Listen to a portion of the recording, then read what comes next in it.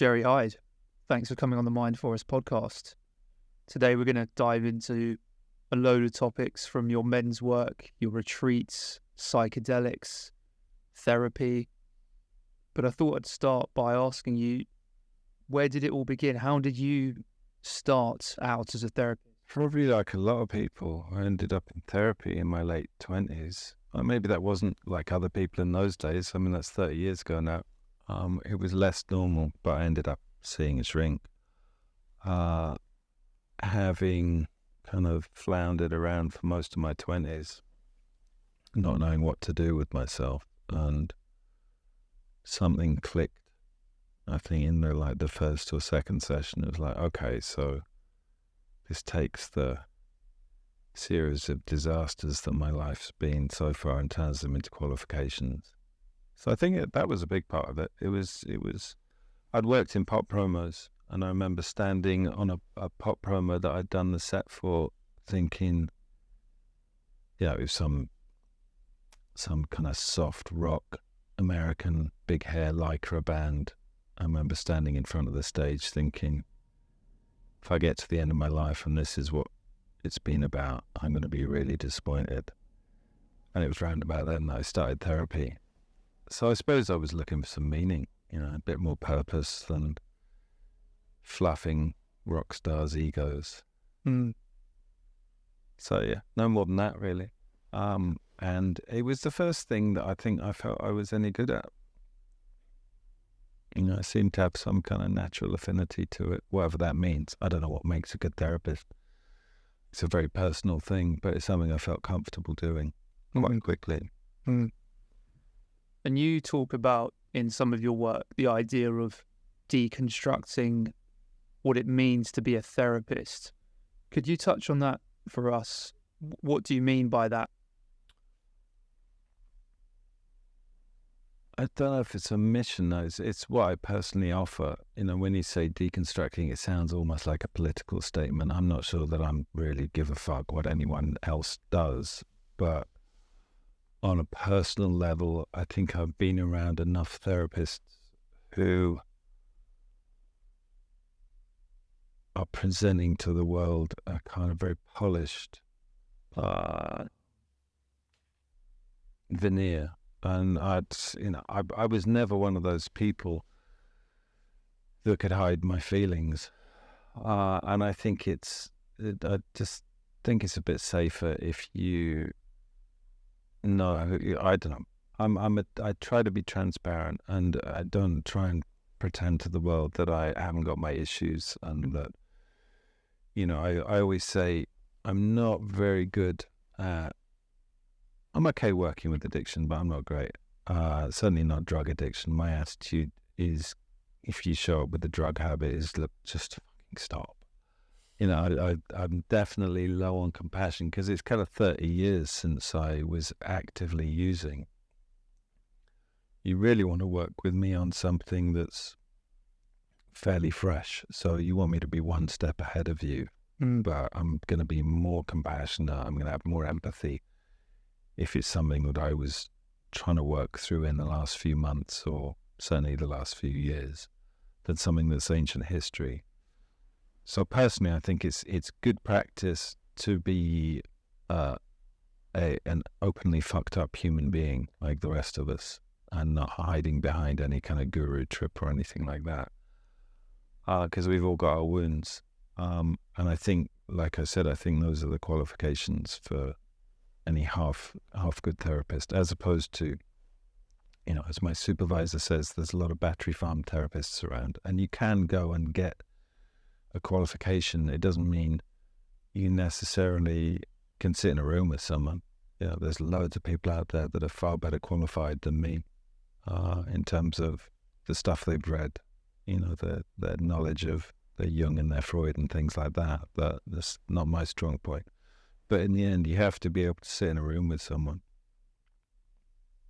And in your book, you speak about building from your wounds, and that being the place you meet people from. I imagine that gives people permission to open up to you because you're more relatable.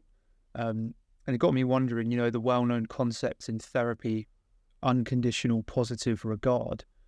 what I'm hearing is that may not always be your style, given that if you're meeting people from your wounds, you're being authentic. You may be able to tell them when you're not happy with what they're saying. Is that fair?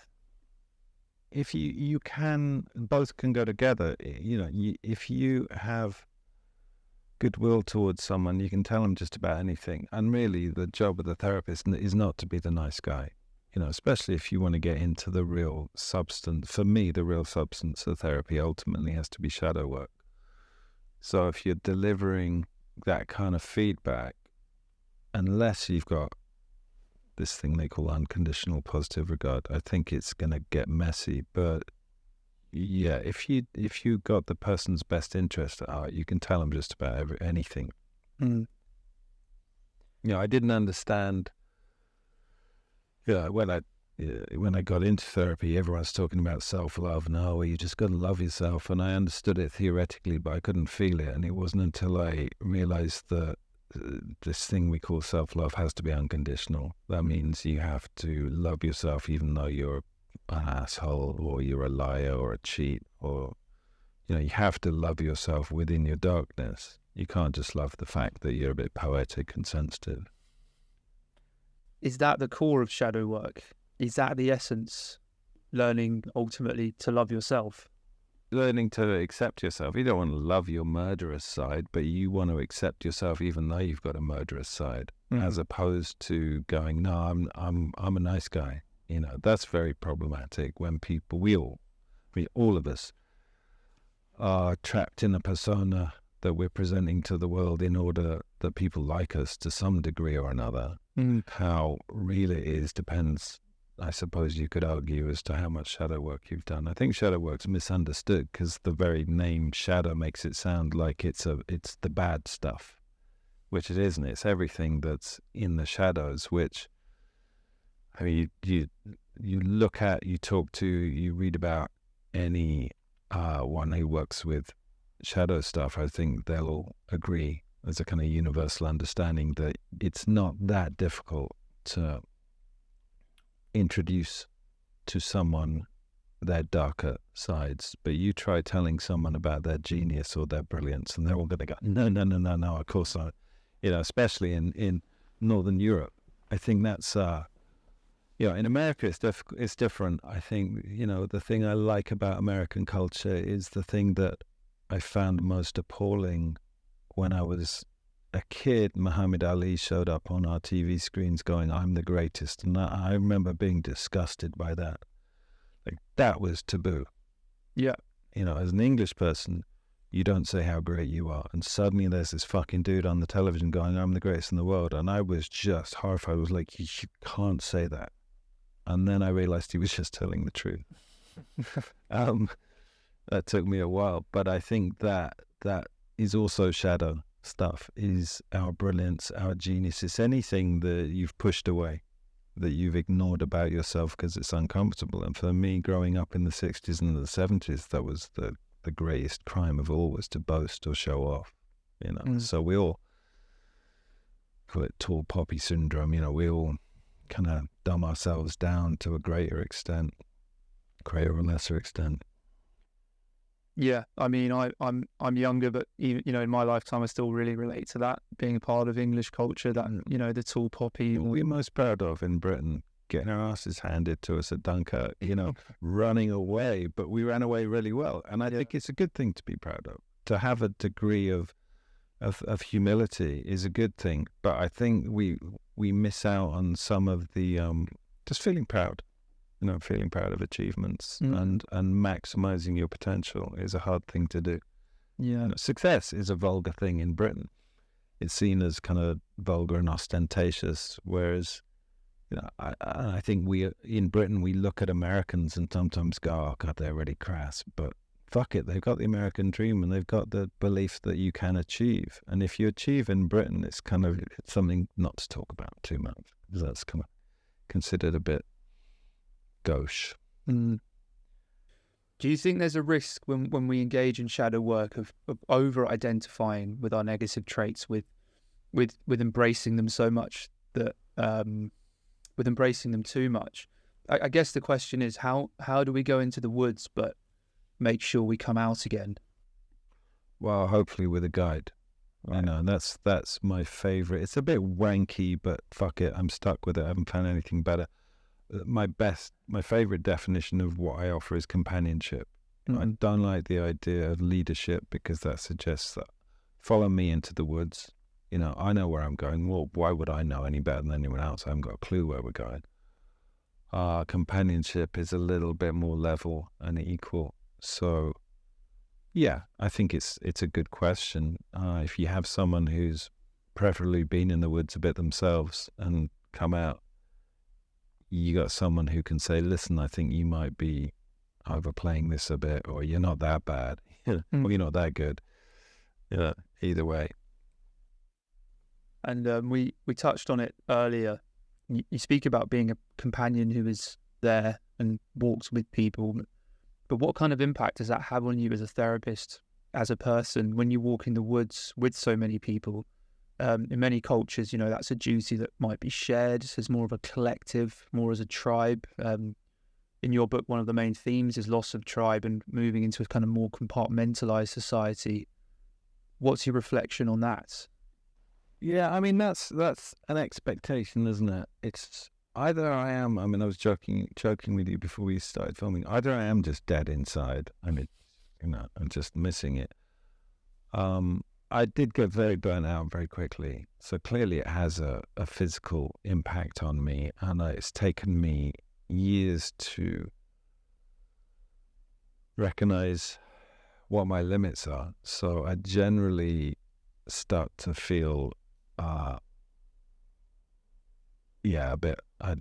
If I got more than 4 people in my diary a day, that starts to stress me out. So I think it's take me a long time to recognize what my capacity is. I think if you work within your capacity, it's going to be fine. So I can see 4 people in a day, and then I can run a group as well, which is probably a lot, for most therapists. When I tell them what I do, a lot of therapists will go, fuck, that's a lot. But also I'm super selective with who I work with, which took me a long time to realize that you could do that. I thought as a therapist, you just had to open your arms to anyone and everyone. But it's because it's such a kind of relational approach that I have.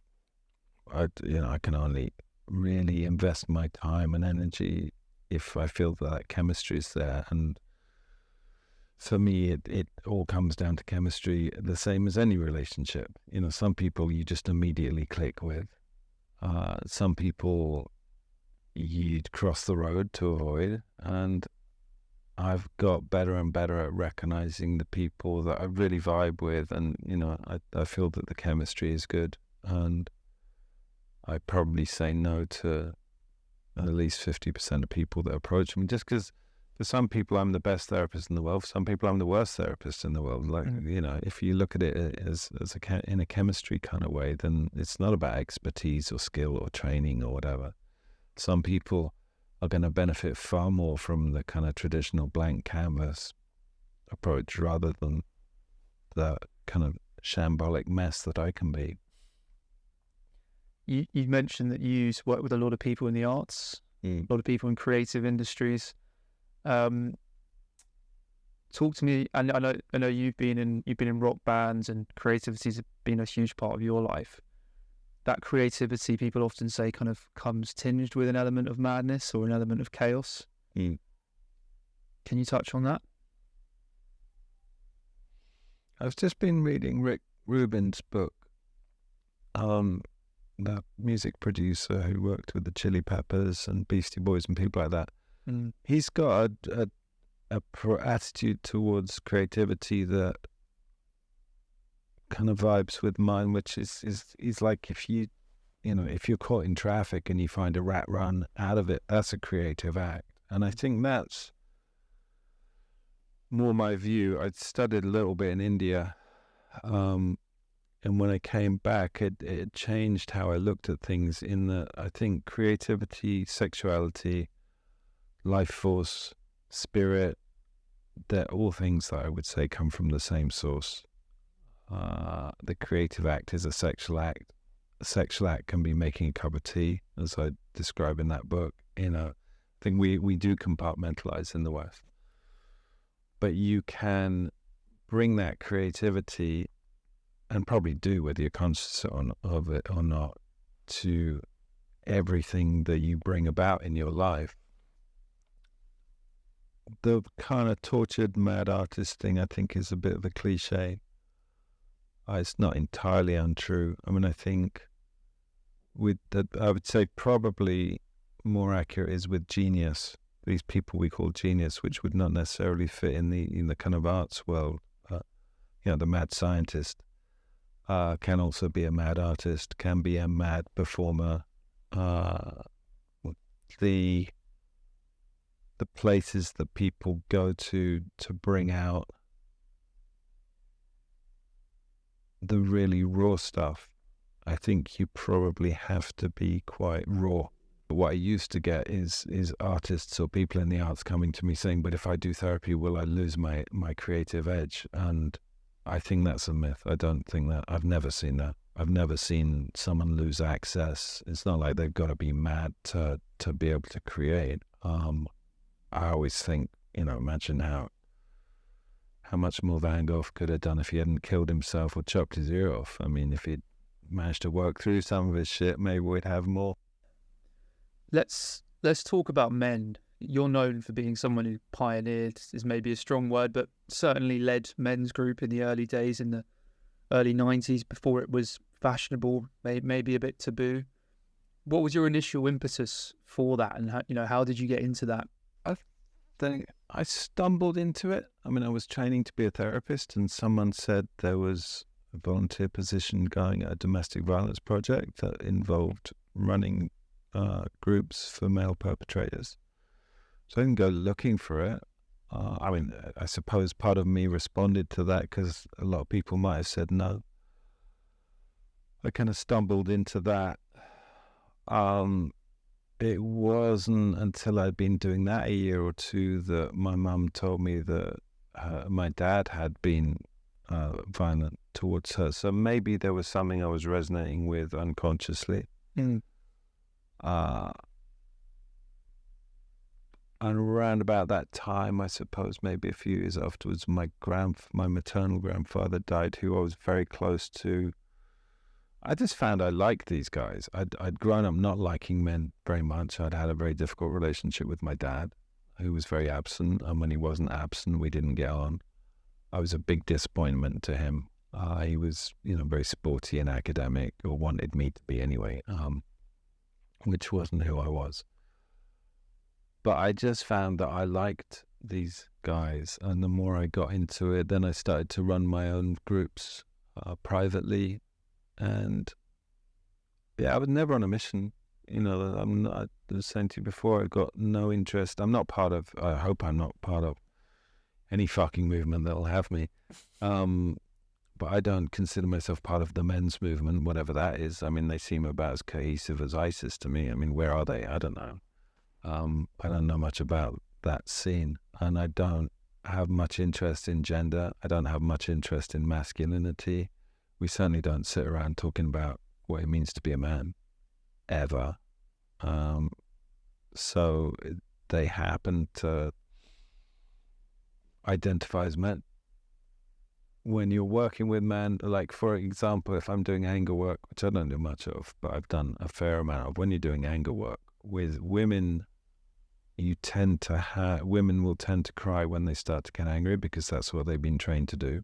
Like if a woman gets angry, she's a crazy bitch, but she's allowed to cry, right? Or she's a hysterical crazy woman or whatever, she's mad. A man is allowed to get angry but not allowed to cry. So that's about as far as my interest goes, is just in trying to break past the social programming that limits people or compromises people. I mean, I have plenty of women in my practice, but the groups that I tried running, I was approached by a group of women who asked me to facilitate a group for them. And I thought it was great. It didn't last very long. I thought it was great.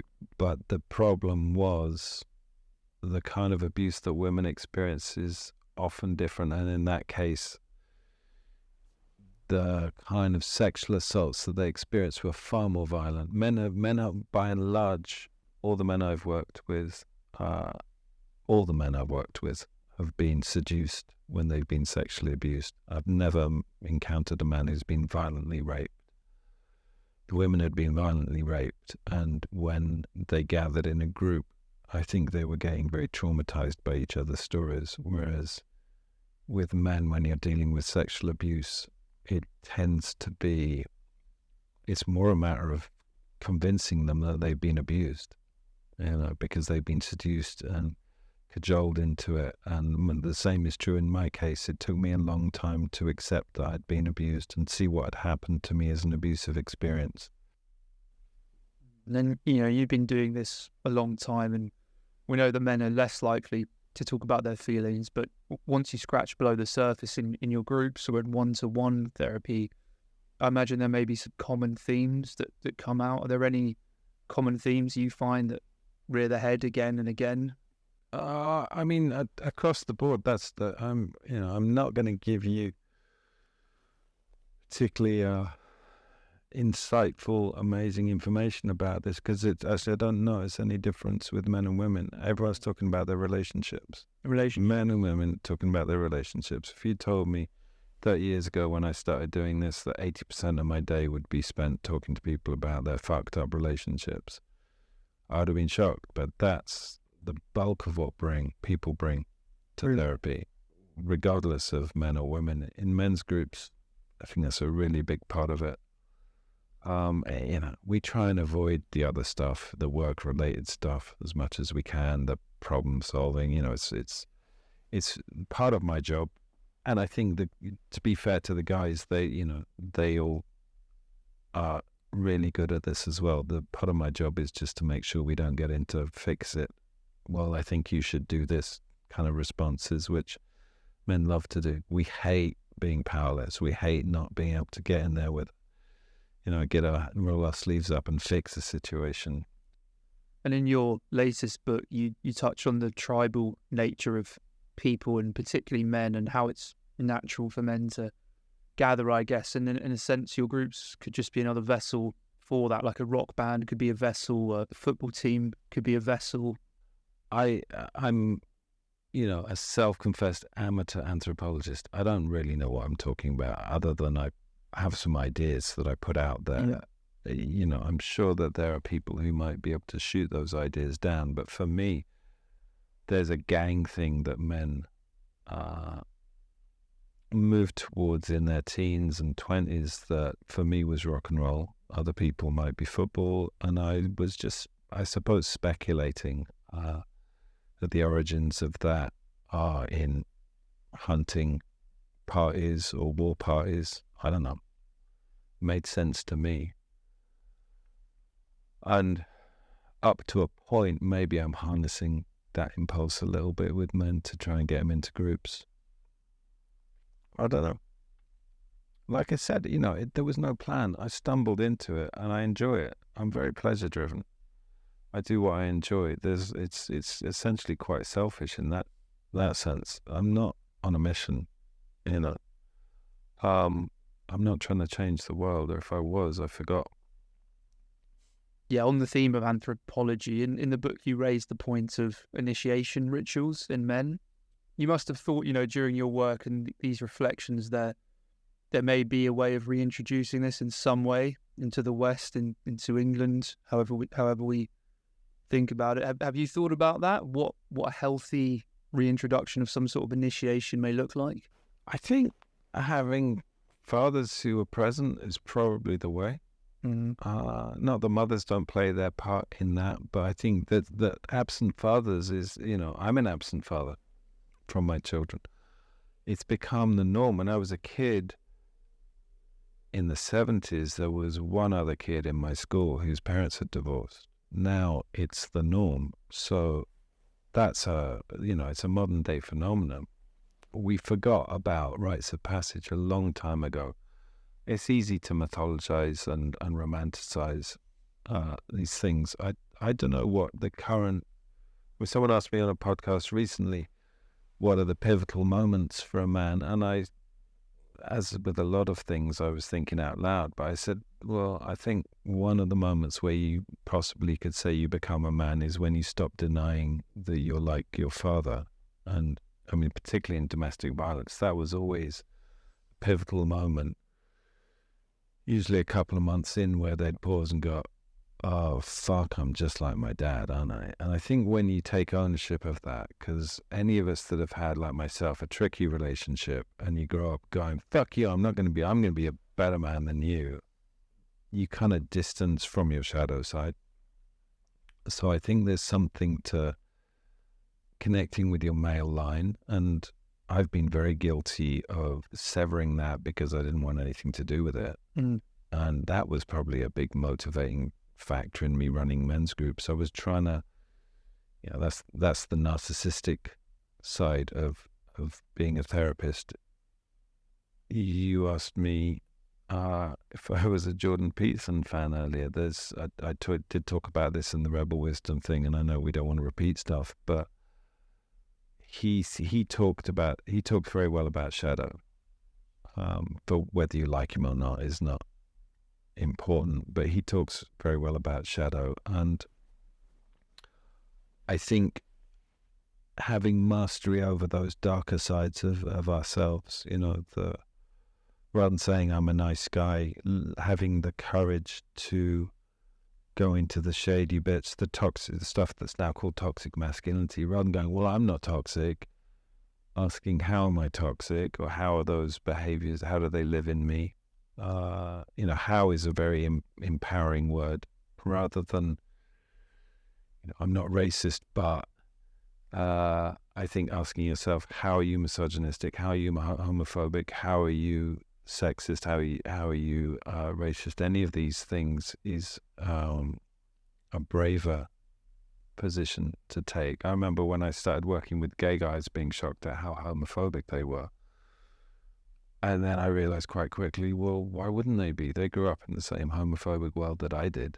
They're going to internalize that shit the same as I did. It's just they hate themselves. It gets turned inwards. And I think a lot of the misogyny that I'm working with, there may be fantasies of what happens in a men's group that we all sit around, complaining about women. That really couldn't be further from the truth. I think we're dealing with our own internalized misogyny of how we should, what we think a man is. And usually that's quite a misogynistic view of what a man should be. If you make people realize that they're also being harmed by the society we lived in, maybe they'd be more likely to do something about it. But really answering your question about rites of passage, I don't know. Ask your dad. Don't ask my dad. Another theme I've heard you mention a few times, the concept of lineage and knowing where you come from and your ancestry. Have you seen it being helpful for people to reconnect or touch on their ancestry? It's helped me immensely. I think it was part of my training. You had to do a family tree. It was one of the most powerful things I've ever done. And I certainly encourage people from time to time, quite a lot, to do that work. I think whenever someone walks in the room for the first time, I've trained myself to recognize that at least 200 people just walked in the room in near history, and so I'll generally ask about their grandparents and great-grandparents fairly early on. Beyond that, I'm not as interested, because then it's, what is it? It's data. But like, I could go and see my mum today and talk to her, and she knew someone who was alive in the 1840s. So that's how close the 1840s, which is just after the Battle of Waterloo, really. I think that's a good reminder that ancient history isn't as ancient. She's 90 and she knew her great-grandmother or great-great-grandmother. So that's how close those generations are, and that's how close the ripple of effects of those cultural values those Victorian values, and those world events that have happened in the last 200 years are still resonating with us, whether it's the Holocaust or the World Wars or, different genocides that have taken place. And I'm always particularly curious when there's any kind of, we live on an island. Until recently, we welcomed immigrants. So whenever there's any kind of immigrant history, there's usually trauma. So, which often people haven't recognized. So I think there's huge, huge importance in, if you want to understand yourself, not just in understanding a bit of anthropology and what makes humans tick, in terms of tribal values and what have you, but also our recent family and what we're carrying, what multi-generational wounds we're carrying. And like I say, if you have any kind of immigrant history, people don't normally leave town when everything's great. They don't go, this is good, should we go and move somewhere else? They get out of town because someone's going to kill them, someone's going to burn their house down, someone's going to persecute them. So they often leave in a hurry, they often leave behind friends, family, property, everything, and they come here where they're usually met with a degree of hostility and have to assimilate, which can take 100 years or 200 years or whatever. So the minute you start asking those questions, that'll fill up a few therapy sessions. Yeah, for sure. That's got me thinking about, experiences I've had when using plant medicines. I've sort of had a real visceral kind of physical realization of how connected we are to our family and how we're sort of just compressed versions of them in a way. It's not a knowledge-based realization, more of a feeling or experience. And that's got me thinking around your work with plant medicine, and another theme which is prevalent in your book, in your work, and just wanted to really get into that. And I guess I'd start by asking, when did you first explore or experience plant medicine? I started exploring plant medicines on Wanstead Flats in 1983 when I went out picking mushrooms, and was totally unequipped for just how savage and wild that was going to be, although somehow we survived. But I messed around with psychedelics a lot in my late teens and early 20s. But without guidance and structure and any kind of real wisdom attached to it, I think, like a lot of people, it kind of fizzled out for me. I think it changed me massively, but it didn't really, there wasn't anything to hold it. And it wasn't until I was 50 that I'd heard about ayahuasca probably for 10 or 15 years by then, and knew that it was something I would probably do at some point, but I wasn't ready, and I was very frightened. And I think I was in enough inner turmoil to recognize that I'd probably gone as far as I could go with talking therapy. I think that's the value for a small number of people, I would say, of plant medicine is you can go beyond the limitations of talking therapy. I'm a talking therapist, so I'm a fan, obviously, but I recognize that there are limitations. So anything pre-verbal ain't going to work because it's pre-verbal, so you can't really talk about it. You don't have the words for those kind of things. And also, I think the defenses we put up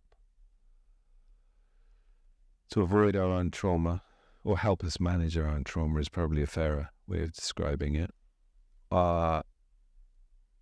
creates a natural distance. It's like, I've never actually broken a leg or a limb, but you hear people say they broke their leg and they didn't feel any pain in the moment. There's a numbness that we're equipped to manifest to help us get through those difficult, painful situations. I think the same is true with emotional things. So we all know how to shut down and distance from those things, and then they get buried and we don't know how to access them. Or just the simple fact that all of us who are in therapy know how to run rings around our shrink. Sooner or later you go, this is getting a bit edgy, I'm going to steer this in another direction. And part of the therapist's job is to pull you back, but they're not going to get it every time. Whereas with plant medicine, it's very confrontational. This is my reaction. Not that I get it very often, but occasionally people go, well, it's just drugs, isn't it? To me, the difference is drugs were always about escapism, and that's all right. I don't have a problem with that unless it's compulsive. I had a lot of fun doing that. Plant medicine is the opposite of escapism. I don't think there's such a word, but to me it's confrontism. You're going to meet yourself and you can't bullshit yourself in that realm. There's no comparison between drugs of escapism or plant medicine, and that's not to say they can't be abused or used in the wrong way. But with ayahuasca, it's not something I've experienced. Is there an energy or a kind of feeling that you would describe that is regular in that experience? How would you describe the energy of ayahuasca? Different medicines that I've explored seem to have gender. So most people, not everyone, but it's fairly universal. People who work with ayahuasca will describe it as a feminine presence. You'll hear a lot of people talking about her and she. So that's it's a fierce, wild, feminine energy that definitely felt grandmotherly and quite, Kali-esque in terms of those kind of Hindu symbols. That's as close as I could get. You look at, I've got it on my arm, Kali with all the heads chopped off and what have you. It's a pretty wild version of femininity. And that to me has been my experience with ayahuasca. There's no messing around. It's very confronting, but always benevolent. Whereas Boga, which you said you wanted to talk about as well, which I've done once, and traditionally is ayahuasca you can repeat. People do repeat. Boga is traditionally, I believe, a once in a lifetime thing. I certainly wouldn't want to do it more than one. I think ayahuasca is more my medicine. Boga, like I said, I did it once. I don't even know, in all honesty. Well, human beings, we're trained to be competitive. We've all got egos. Whenever I do any of this stuff, I usually have a voice in my head saying I'm not doing it properly, or I haven't done it enough, that I've somehow chickened out. So I have to grapple with that. And it took me a long time to feel that I hadn't somehow dodged it with a boga. I think I was... A lot of people take a synthesized version, which I imagine is more palatable, whereas for whatever stupid fucking reason, I decided to do it the traditional way, which is the powdered root bark, which tastes a bit like ammonia and sawdust mixed together. And I think I was supposed to do 7 heaped teaspoons. I think I managed 4, and then every time it was like 1 on the hour every hour, and it would take. We weren't allowed to drink water, so you're just chewing ammonia flavored sawdust for an hour, trying to swallow it, which immediately is incredibly nauseating. So it'd take about an hour to get the taste out of my mouth, and then it would be another spoonful, and that just went on and on and on. And after about, I think I managed 4. And after that, I just threw up every time. So then the voice in my head goes, well, you didn't do a full dose because I was supposed to do 7. I don't know. The person guiding me, her attitude was, once your body gets to that point where it just rejects it, that's because you've got your dose, which is a compassionate way. That's what I would say if I was working with someone. I think it's probably a good way of looking at it. Your body does know. But the competitive male ego in me goes, no, I should have gone harder. Sounds like you went pretty hard from your book. It's not, it was the impact anyway. Yeah. I got a lot from it in the end. It took me a long time to work out. I thought I'd failed. I came away with that. It took me a long time to realize that message, you are enough, was about as big a message as you could hope for. So that's what came out from it. Yeah.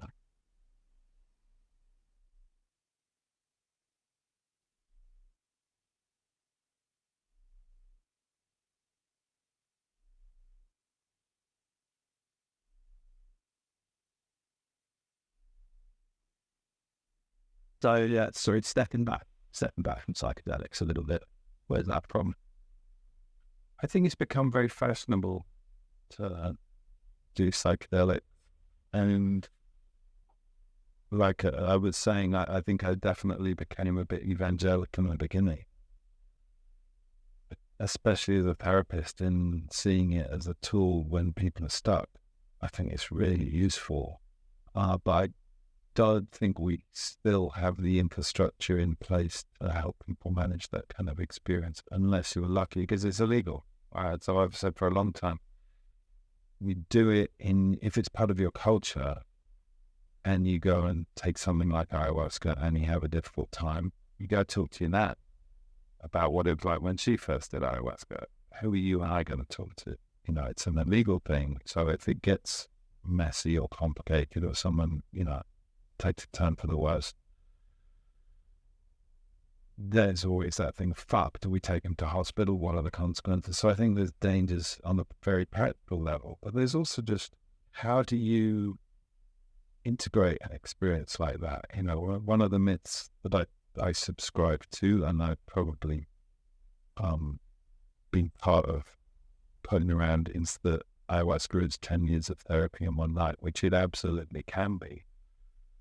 But then you still got to process it, which probably will take you 10 years. So it's not a shortcut. So how do you, massive download. I mean, it's not how do you process it, but like, what are some of the kind of tools to processing a psychedelic session? Because I know you speak Being a fucking therapist who's done some for a start, and having a therapist who's not going, whoa, I think this is really wrong, or I've talked to other therapists who've said, well, that's the stuff that makes you think you can fly, right? So there's still a significant amount of ignorance and fear around psychedelics. So you really need to talk to someone who's been there and explored that and has a felt understanding of it, rather than someone who's read about it. And because of the illegality of it, there's a lot of therapists that are reluctant to go there. I've had therapists with their new shining certificates come to me and say, how do we become ayahuasca practitioners? My first statement is, well, give your fucking certificate back, because it's unethical. If you are accredited by the UKCP or the BHCP, these governing bodies, they say in their code of ethics, we can't do, I don't know if they state ayahuasca. I'm sure they're not up to speed on that, but it's not considered appropriate practice to be advising clients to be going off and getting shit-faced on a strange plant medicine. So you can't operate within that. You have to be an unaccredited therapist.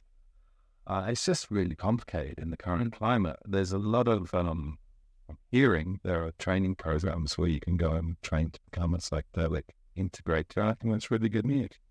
But I still think we're a few years away from having the kind of support system. So the genie's out the bottle, and would put it back in if I could. But it's not in my culture. And there's some good people who are trained by Indigenous people, or Indigenous people who are coming here, taking people through ceremonies. But if you're anything like me, you'll go off somewhere and take it and come back, and then you're back in London and trying to make sense of what the fuck just happened with very few. I had only had psychedelic experiences, so maybe I was slightly more. It's early days. So I want to turn to your book, Empathy from the Devil. I read it just actually over one weekend just now. I really enjoyed it. There's one kind of tool you use throughout the book, is the demon Damon archetypes, or the kind of opposing kind of demon Damon opposing themes. I'm going to start that again. So I'm going to turn to your book, Jerry, which I just read over the weekend. Really enjoyed it. One of the kind of tools you use is the demon Damon idea. Can you touch on that a bit for me? Because I'm still not sure I fully understand the difference. What's a demon and what's a daemon? I think it's, rather than the Christian idea of good and evil, recognizing that it's how you use something rather than it being good or bad. You know, a knife is not good or bad. A knife can be used to carve something. A knife can be used to murder someone. A knife can be used to hunt something. You know, it's taking that power of yourself, recognizing that power of yourself, and trying to put it to good use. And one of the things that I riff on in that is it's back to shadow work. Know your demons. Don't go, I'm a nice guy. And, you know, even if you try your best, you're not, because there's no such thing. Better to know your demons, your dark side. And that's what I mean when I say make them work for you. You don't want to kill them. You're not going to be able to. No one's getting rid of anything. You know, let's be honest about what therapy can do. It's not surgery. Nothing's getting removed. You are who you are. What therapy ideally will do is make you more aware of how much of you there is, because we will have a fairly limited idea of ourselves, especially when we've gone, I don't like that bit, so I'll ignore it. Well, what's your jealous side? You go, that's one of my demons. You know, I'm a really jealous person. I don't really want to look at it because it's not that. But if you look at your jealousy and you reframe it, you can go, okay, I'm really jealous of that guy who's got a Rolls Royce or a BMW or $1 million in the bank or whatever. If you take away the judgment of it, all it is a desire, coupled with a belief that you can't have it. So low self-esteem and a desire for something. So if you're lost in life, recognizing, well, my jealousy is a signpost towards who I would like to be, or something that's within me that I have the potential for, but, you know, from whatever negative messages, I can't imagine having that kind of lifestyle. There's useful information to explore in that, rather than this is just a bad thing. So I'm just trying to play with the idea of, I suppose it's a non-dual approach. You know, I don't really like these ideas of good and bad. I think it's the minute something is bad, all right, we're not going to look at it. And then you created your own world of ignorance, really, by deciding, well, I'm going to look at that because it's a bad part of me. You know, my addiction, I'm an addict. Other people would say that's bad. Well, it makes me very obsessive in my creative endeavors. So you've got to be an addict, I think, to write a book. You know, it's an addictive process to create, produce, edit, put together a podcast episode. It requires something of that obsessive, compulsive way of doing things. To make a film, to paint a masterpiece. Well, no. So what are we going to do? Say that addiction is wrong? No. Let's harness it, own it, harness it, use it, rather than be used by it. I think it's a great metaphor. Makes a lot of sense to me. One of the themes of my last podcast, and that really spoke to me, is about how in Western society we turn away from pain. We ignore pain. We distract ourselves. I think technology more than ever gives us a tool to doing that. I just want to read this quote from your book that I found really powerful, and you know, maybe you can expand on it, but you don't have to. But it says, Western society's answer to pain has, like an overbearing parent, been to provide comforts in the form of pharmaceuticals, multiform distractions, and stuff.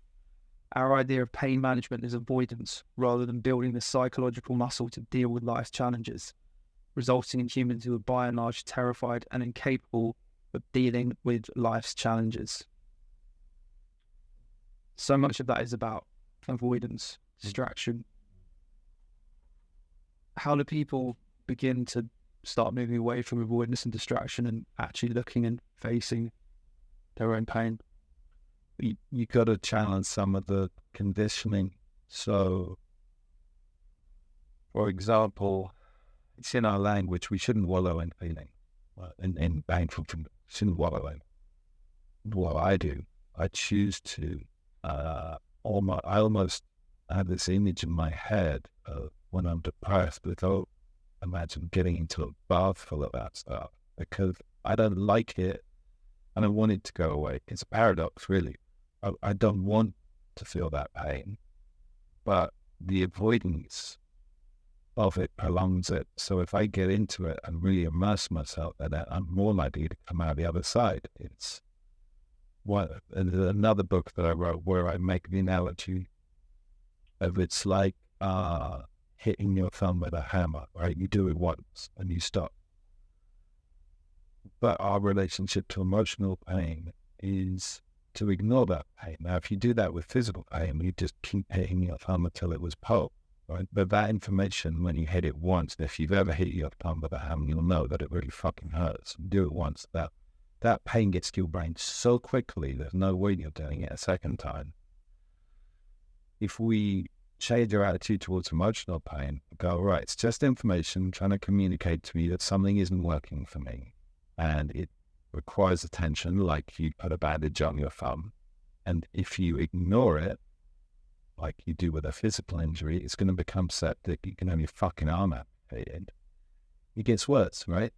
So the avoidance of emotional pain is, to my mind, it's a really good way to make it worse. Feel it, feel the acuteness, feel the sharpness. But that requires a retraining, which I think therapy, this thing we call therapy nowadays, it's a new word for it, but this thing, other people have meditated, other people have gone off and done religious practices where they go into the wilderness and sit on their own in solitude or fasting or whatever. Anything that brings you in touch with yourself is inevitably going to put you in touch with your pain. And to my mind, it's something you can learn to navigate rather than avoid. It's going to happen. Life's painful. There's no avoidance of that. Yeah, it's been a learning for me to have to realize that a lot of behaviors were actually soothing rather than embracing. A lot of them were avoidance and soothing rather than embracing pain. It's not that it's wrong. I mean, I did a Q&A with this guy, Sebastian Jung, who's a writer and an anthropologist in New York, when we did the first screening of our film about my men's work in New York. And someone in the audience asked about, I can't remember the exact question now, but it was about men and the avoidance of pain. And Sebastian said something that, as a therapist, I'd always thought it was a bad thing that we avoid pain, but he was looking at it from an anthropological point of view, going, well, men have always, we are designed to avoid pain, to be able to shut it down, to move away from it. You are someone to go into battle. You don't want them to be too in touch with their feeling, right? You are someone to go down a coal mine. You are someone to go up against a woolly mammoth. You don't want to be too sensitive and touchy-feely. But as my wife pointed out, in ancient times, when men were asked to go into situations that required us to shut down our feelings, there would be rituals to switch them back on again. So I think the Romans, when they would come back from war, would be bathed and washed and have the war washed off and have that violence washed off them so that they could return to being in, civilian status. We don't have that. So that's a kind of caricature, that's an exaggeration. But I think over the millennia, we've learned just shut it all down, shut it all down, shut it all down. And that's an overemphasis on utilization of a part of us that is natural. It's very useful to be able to work that, but it's not a very good way to live. And then when the shit hits the fan, you haven't got any capacity to manage. Thanks, Jerry. It's been a really fascinating chat. I think I've fried my brain enough for today. Is there anything at all you want to touch on else? No, that's good. Thank you. Thanks, Jerry Hyde.